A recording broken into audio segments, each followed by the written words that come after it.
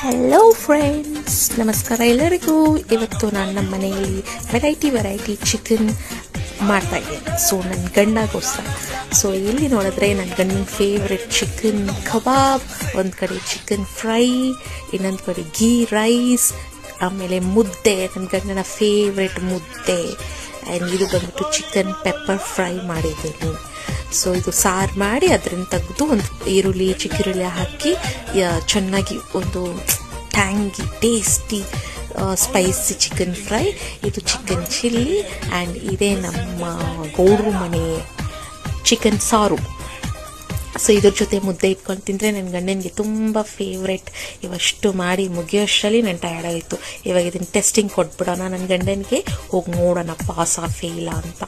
Okay, ನೋಡೇ ಬಿಟ್ರಿ ನಮ್ಮ ಗಂಡನ ಟೇಸ್ಟ್ ಮಾಡ್ತಿದ್ದಾರೆ. ಓಕೆ, ಸಕ್ಸಸ್ಫುಲ್ ಟೇಸ್ಟ್ ಆಗಿದೆ ಅಂತ